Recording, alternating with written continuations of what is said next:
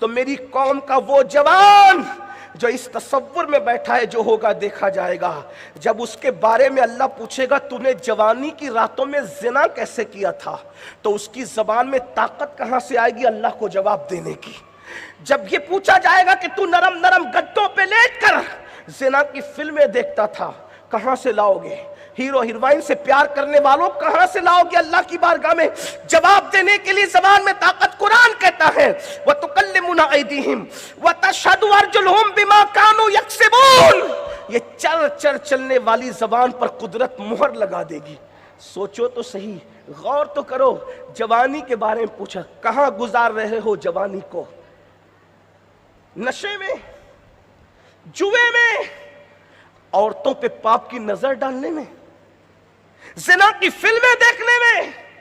سیدنا سلمان فارسی فرماتے ہیں کہ میں تو یہ سمجھتا ہوں کہ مجھے مارا جائے پھر زندہ کیا جائے، پھر مارا جائے پھر زندہ کیا جائے، پھر مارا جائے پھر زندہ کیا جائے، 3 بار مر مر کے زندہ ہونے کی تکلیف اٹھانا میرے لیے آسان ہے، لیکن ایک بار کسی کی شرمگاہ دیکھنا میرے لیے مشکل ہے۔ جملے پہ غور کریں، سلمان فارسی کیا فرما رہے ہیں؟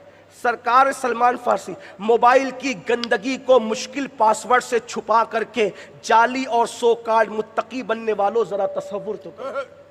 سیدنا سلمان فارسی کہتے ہیں 3 بار مر مر کے مجھے زندہ کیا جائے، مار مار کے زندہ کیا جائے، یہ تکلیف اٹھانا میرے لیے آسان ہے، لیکن ایک بار کسی کی شرمگاہ دیکھنا میرے لیے مشکل ہے۔ کہا کیوں؟ کہا 3 بار مر کر زندہ کیے جانے پہ وہ تکلیف نہیں ہوگی جتنا ایک بار کسی کی شرمگاہ دیکھنے پہ جو عذاب ہوگا نا، وہ عذاب اتنا بڑا ہوگا کہ 3 بار مر کے اٹھانے پر بھی اتنی تکلیف نہیں ہوگی جتنا اس عذاب کو جھیلنے میں تکلیف ہوگی۔ بتاؤ آج میری قوم کے جوان کیا دیکھ رہے ہیں؟ ہم رونا روتے ہیں، ہم کٹ رہے ہیں، ہم پٹ رہے ہیں، ہم لٹ رہے ہیں، تباہ ہو رہے ہیں، برباد ہو رہے ہیں۔ جوان کسی قوم کا سرمایہ ہوتا ہے، کسی قوم کا جب جوان سنورتا ہے اس قوم کو کاٹا نہیں جاتا، پیٹا نہیں جاتا، لوٹا نہیں جاتا۔ جس قوم کا جوان آوارہ، عیاش، مکار اور دین سے دور ہو جائے پھر اس قوم کو صفحہ ہستی سے مٹا دیا جاتا۔ اللہ کے رسول صلی اللہ علیہ وآلہ وسلم ارشاد فرماتے ہیں، آقا نے ارشاد فرمایا ہمارے مذہب میں جوانوں کی حیثیت کیا ہے، اہمیت کیا ہے، اور ہم بھی جوانوں کی قدر کرتے ہیں، بوڑھوں کی بھی بڑی عزت کرتے ہیں، لیکن جوانوں کے بارے میں آقا فرماتے ہیں، آقا نے ارشاد فرمایا صلی اللہ علیہ وآلہ وسلم جوانوں کی قدر کرو، قدر کرو، قدر کرو۔ فرمایا کیوں؟ جوانوں کی قدر اس لیے کرو، آقا فرماتے ہیں کہ جب میں نے مکے میں نبوت کا اعلان کیا تو مکے کے بڈھوں نے میری دعوت کو رد کر دیا، لیکن مکے کے جوانوں نے میری دعوت کو قبول کر لیا۔ جس نے سب سے پہلے دعوت قبول کی وہ 37 سال کا افضل البشر بعد الانبیاء بالتحقیق سیدنا ابوبکر صدیق کی ذات تھی۔ 37 سال کا وہ کڑیل جوان جس نے دعوت قبول کی، وہ 27 سال کا کڑیل جوان سیدنا عمر ابن خطاب تھے، وہ سیدنا عثمان غنی تھے، وہ 10 سال کا جوانی کی طرف بڑھنے والا پوری بے باکی کے ساتھ سید السادات، خاتم الولایت، فاتح خیبر، سید العرب، سیدنا مولائے کائنات علی مرتضی کرم اللہ تعالی وجہہ الکریم کی ذات تھی۔ 7 جوان تھے، سعید جوان تھے، طلحہ جوان تھے، زبیر جوان تھے، بلال جوان تھے، صہیب رومی جوان تھے، اللہ اکبر، یہ سب جوان تھے۔ سیدنا سعد ابن ابی وقاص کہتے ہیں حضور پہ آنے والے تیروں کو میں نے اپنے سینے پہ احد میں روکا تھا، اس وقت میری عمر صرف 16 یا 17 سال کی تھی، میرے چہرے پر ابھی داڑھی کے بال بھی نہیں اگے تھے کہ میں نے حضور کے آنے والے تیر کو اپنے سینے پہ روکا تھا۔ میں آپ سے پوچھنا چاہتا ہوں جوانی کو کہاں گزار رہے ہو؟ اللہ پوچھے گا ثم لتسألن یومئذ عن النعیم۔ اگر آوارگی میں گزارو گے جوانی کو، بات سمیٹتا ہوں، طویل نہیں کروں، میرے بعد ایک خطاب اور سننا ہے، ایک خطاب سن چکے ایک اور سننا ہے، لیکن شارٹ کر رہا ہوں، بہت مختصر، ہو سکے تو بہت اختصار سے بات سمیٹ لوں گا، دستار بھی ہونی ہے، اشارہ مجھے ملا ہے کہ دستار بھی ہونی۔ توجہ فرمائیں، اگر جوانی کو گناہ اور پاپ میں گزارا، اللہ رب العزت جو جوانی میں عیاشی اور آوارگی کرتے ہیں ان پر اتنا سخت اور دردناک بڑھاپا مسلط کرتا ہے کہ وہ موت مانگتے تو ان کو موت نہیں آتی، چادروں میں چھپ چھپ کے روتے ہیں۔ جوانی میں جرائم کے گل کھلانے والوں، بڑھاپا بڑا بدترین آتا ہے۔ سید الطائفہ حضرت جنید بغدادی رضی اللہ تعالیٰ عنہ بغداد مقدس کے بازار سے گزر رہے تھے، ابھی ایک کلام ایسا پڑھا گیا کہ بغداد نگاہوں میں پھر گیا، یہ دل تڑپ کے کہیں آنکھ میں نہ آ جائے کہ پھر رہا ہے کسی کا مزار آنکھوں۔ اللہ ہم سب کو بغداد معلیٰ کی حاضری ادب کے ساتھ عطا ہے۔ اللہ اکبر، بڑی عظیم تمنا ہے۔ اللہ اکبر، بغداد معلیٰ کی سرزمین پر سید الطائفہ جنید بغدادی بازار میں ہے، ایک بڈھا بڑے میاں بوڑھا لوگوں سے بھیک مانگ رہا ہے، کوئی اس کے کٹورے میں بھیک بھی نہیں ڈالتا۔ تو مریدوں نے کہا بغداد کے لوگ کتنے سخت ہو گئے کہ بڈھے کو بھیک نہیں دے رہے ہیں۔ جنید بغدادی سرکار نے فرمایا واللہ جا کے تحقیق کر لو، اس بڈھے نے جوانی میں بہت پاپ کیے ہوں گے، اس لیے اللہ نے اس کو اتنا بدترین بڑھاپا دیا، کوئی اس کو بھیک دینے کے لیے تیار نہیں۔ غور فرمائیں، جوانی میں پاپ کرو گے تو بڑھاپے میں ذلت ہوگی، رسوائی ہوگی، اور اگر جوانی میں حرام سے بچو گے اور نیک کام کرو گے تو سن لو اللہ کے رسول کی بشارت۔ اللہ کے سچے رسول صلی اللہ علیہ وآلہ وسلم فرماتے ہیں جو جوان جوانی میں حرام سے بچے اور اللہ کی عبادت کرے، اللہ اس جوان کو 70 صدیقوں کے برابر ثواب عطا فرماتا ہے۔ ایک دو نہیں، 70 صدیقوں کا ثواب عطا فرماتا ہے۔ لوگ ولی بننے کی بات کرتے ہیں، جوانوں حرام سے بچ جاؤ، ولی نہیں، ولی سے بڑا مقام صدیقوں کا ہے۔ مقام نبوت اور مقام صدیقیت کے بیچ میں اور کوئی اللہ اکبر مقام نہیں ہے۔ نبوت کے بعد سب سے بڑا مرتبہ صدیقیت کا مرتبہ ہے، ولی سے بھی بڑا مرتبہ، شہید سے بھی بڑا مرتبہ صدیق کا ہوتا ہے۔ اور ایک دو نہیں، اگر جوانی میں حرام سے بچو گے تو اللہ 70 صدیقوں کا ثواب عطا فرمائے گا۔ اندازہ تو فرمائے 70 صدیقوں کا ثواب کسے کہتے ہیں، کس پر ملے گا؟ صرف حرام کام سے بچنے پر۔ اس لیے جب زندگی کے اندر وہ لمحے آئے کہ آنکھیں حرام تکنا چاہیں، کان حرام سننا چاہیں، زبان حرام بولنا چاہیں، پیٹ حرام کھانا چاہیں، اس وقت یہ سوچ کر کہ اللہ جوانی کے بارے میں پوچھے گا۔ اور ایک بات آپ کو بتاؤں، اللہ کے سچے رسول صادق و مصدوق مصطفیٰ جان رحمت صلی اللہ علیہ وآلہ وسلم ارشاد فرماتے ہیں کہ اللہ فرماتا ہے میرا حق صحیح معنی میں اگر کوئی بندہ ہے، میرا کوئی بندہ ہے، حقیقت میں کوئی بندہ ہے تو وہ جوان ہے جو اپنی جوانی کو گناہوں سے بچا کر کے گزارتا ہے۔ لیکن افسوس آج جوانی اغوا ہو رہی ہے، انٹرنیٹ کی نظر ہو رہی ہے، انٹرنیٹ کے جنگلات میں ہم نے اپنی جوانی کو ضائع کر دیا۔ ابھی سوال ہو رہا تھا کہ جہیز مانگا جاتا ہے، پھر ہمارے جوان ہم لوگوں سے مطالبہ کرتے ہیں حضرت ایسی تقریر کر دیجئے کہ بیٹیاں مرتد ہونے سے بچ جائیں۔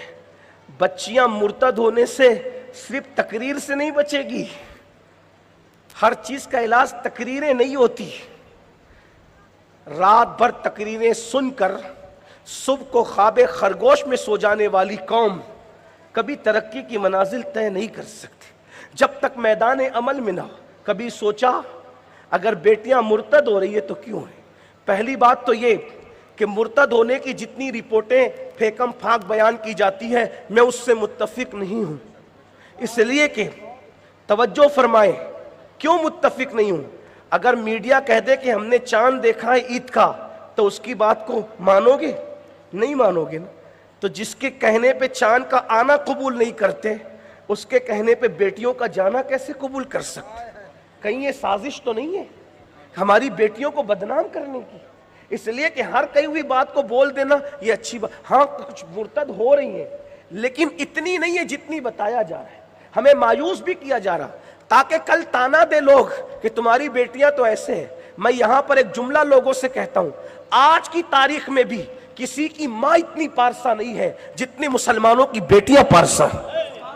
آج بھی ہمارے یہاں پارسائیت موجود ہے، پوترتا موجود ہے، تقدس موجود ہے، اس لیے کہ ہمارے یہاں اب بھی کردار سیدہ فاطمہ زندہ ہے، اس لیے ہماری بیٹیوں میں ابھی بھی لیکن بچیاں جاری کیوں جاری؟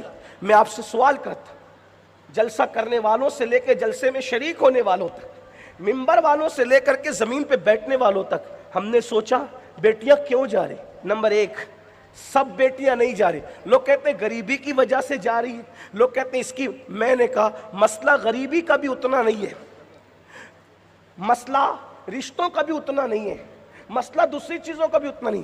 یاد رکھنا جا وہی رہی ہے جو پہلے سے دین کے قریب نہیں تھی، ورنہ جو دین کے قریب ہے وہ آج بھی اپنے ایمان کو بچانے کے لیے پیٹ پہ پتھر باندھنے کے لیے تیار ہے. اس لیے میری گزارش ہے، کوشش کرو اپنی بہنوں کو، بیٹیوں کو اور خود کو دین سے قریب کریں. بڑی معذرت کے ساتھ یہ بات کہوں، آج مذہبی طبقہ بھی اپنے بچوں کو دین سے قریب لانے کی کوشش نہیں کر رہا. خو گرے حمد سے تھوڑا سا گلہ بھی سن لے. مسجد کا امام، سب امام ایسے نہیں ہے، لیکن بات صرف کہہ رہا ہوں اپنی آخرت کے سنوارنے کے لیے. وہ خود تو اٹھ کر مسجد جاتا ہے، اپنے 13 سال کے بچے کو وہ جگا کے کیوں نہیں جاتا؟ مسجد کا متولی سفید ریش، وہ خود تو اکیلا اٹھ کر مسجد جاتا ہے، وہ اپنے بہو اور بیٹی کو کیوں نہیں جگاتا؟ کیا خود کے اکیلے نمازی بننے سے ہم جنتی ہو جائیں گے؟ تنہا ہم داڑھی رکھ لینے سے جنتی ہو جائیں گے؟ تنہا دیندار ہونے سے ہم جنت؟ بتاؤ ہمارے گھر میں اسلامی ماحول کتنا ہے؟ میں سوال کرتا ہوں نمازیوں سے، بے نمازیوں سے نہیں. جو نہیں کرتے وہ تو نہیں کرتے. نمازیوں سے پوچھتا ہوں، فجر میں جانے والوں، صف اول میں نماز پڑھنے والوں، گھر والوں کو کتنی بار جگایا مجھے بتاؤ؟ کیا یہ رسول اللہ کی سنت نہیں ہے؟ بے نمازیوں کو نہیں جگاتے. اللہ کے رسول سیدہ فاطمۃ الزہرا اور مولا علی کے گھر روز آتے تھے اور کہتے تھے الصلاۃ الصلاۃ یا اہل البیت الصلاۃ، اے نبی کے گھر والوں نماز کے لیے اٹھو.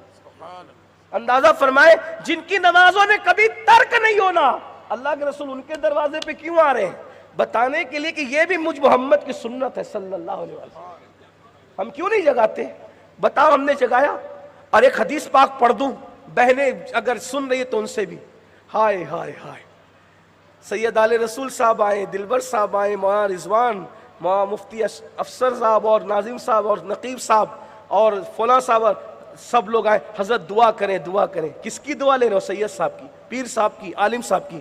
ایک عمل بتاؤں، حضور کی دعا ملے گی. کس کی دعا ملے گی؟ حضور کی. رفیع گنج والوں سے میں یہ نہیں کہتا کہ اس پہ بھی سبحان اللہ کہیں، اس کی وجہ اس لیے نہیں کہتا کہ میں آپ کے عشق پہ چھوڑتا ہوں کہ حضور کی دعا مل رہی ہے پھر بھی آپ چپ رہتے ہیں یا خاموش رہتے ہیں یا کچھ بولتے ہیں.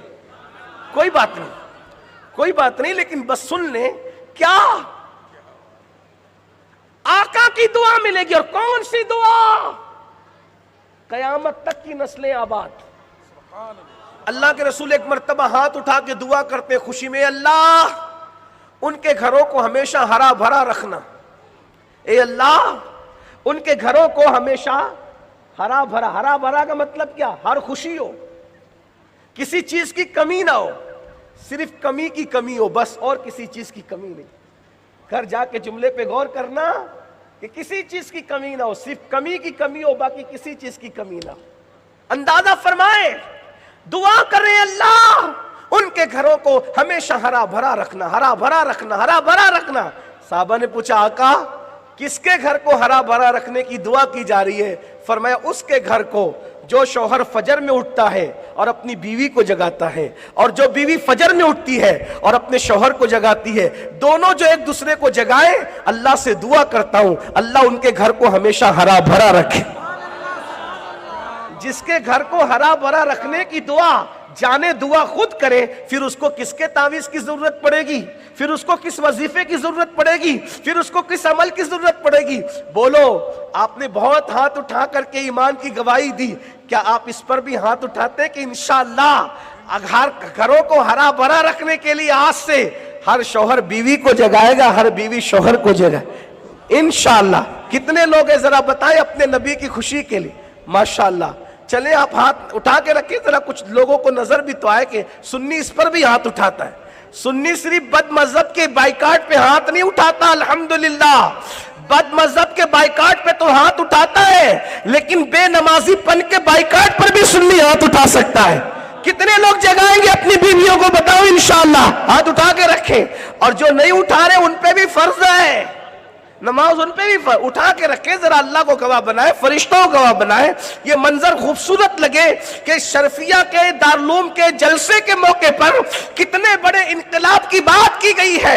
सुन्नियों घर हमेशा हरे भरे रहेंगे और सिर्फ घर हरे भरे नहीं रहेंगे, इंशाअल्लाह तुम्हारी कब्रें भी तरोताजा रहेगी और दुनिया तुम्हें देख के कहने पे मजबूर हो जाएगी, जमीन मैली नहीं होती, ज़मान मैला नहीं होता, मोहम्मद के गुलामों का कफन मैला नहीं होता।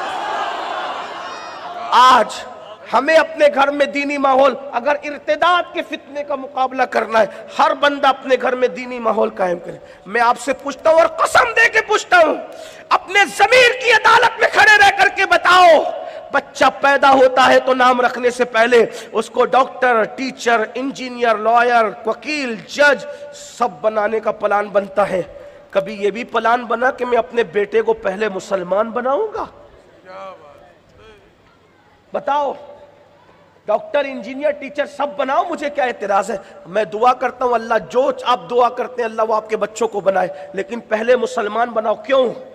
डॉक्टर का बाप होने में कोई फख्र की बात नहीं, इसलिए कि डॉक्टर का बाप कोई मुनकिरे इस्लाम भी हो सकता है।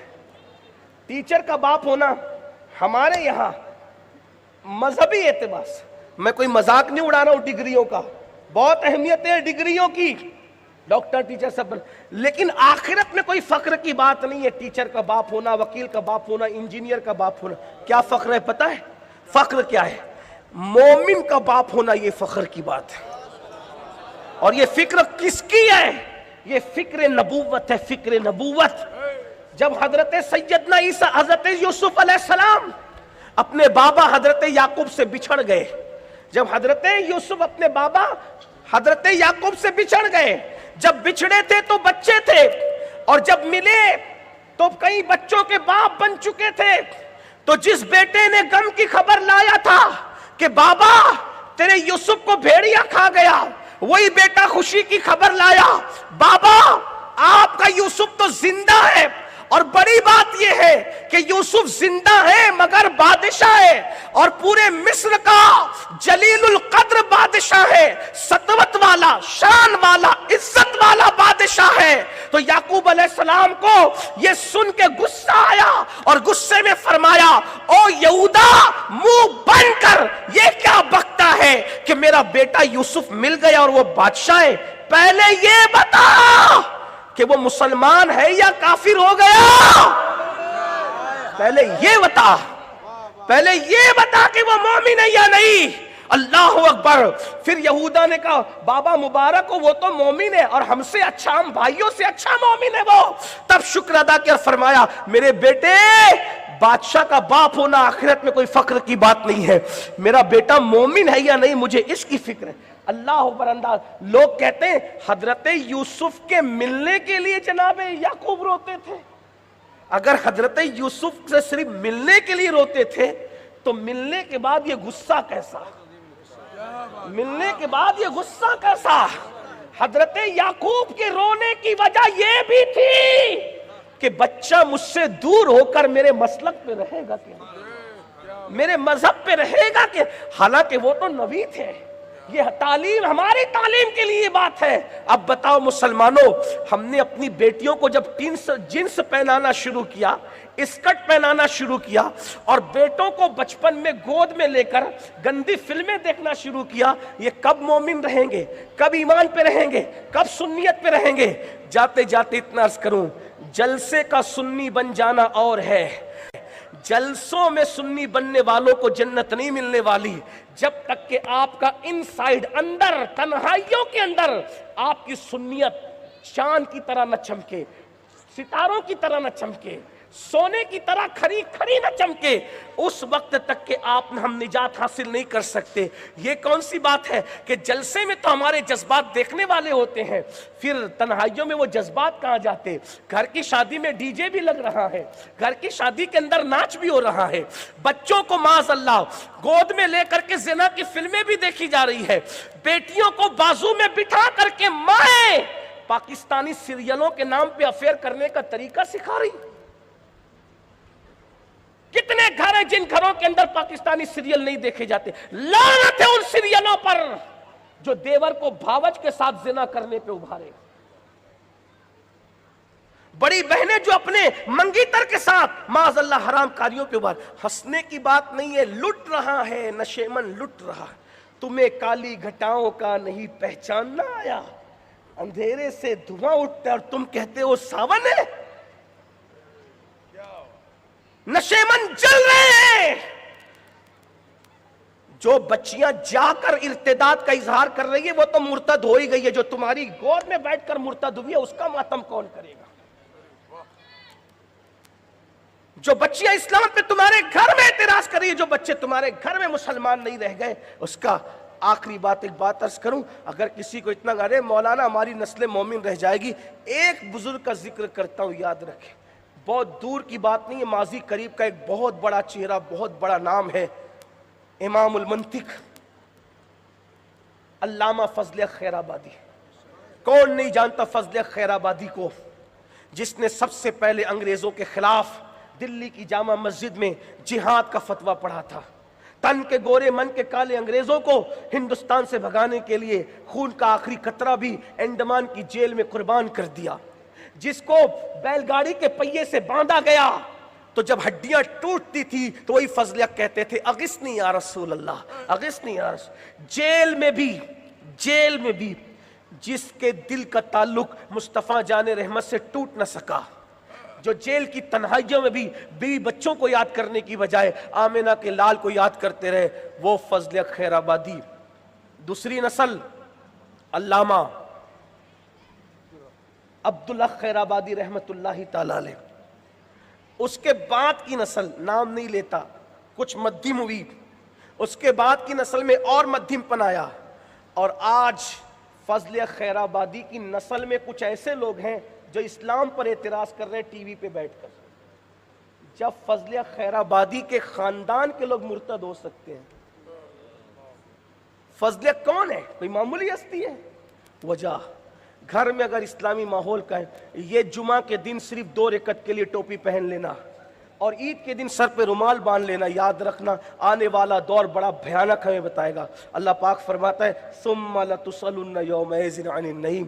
اللہ تم سے نعیم کے بارے میں پوچھے گا. جوانی کی ذمہ داریوں میں ایک ذمہ داری یہ ہے، جب تک بچے ہیں ان کو موڑ دو، ڈھال دو، اسلام کے سانچے میں ڈھال دو، اپنے گھروں میں اسلامی ماحول قائم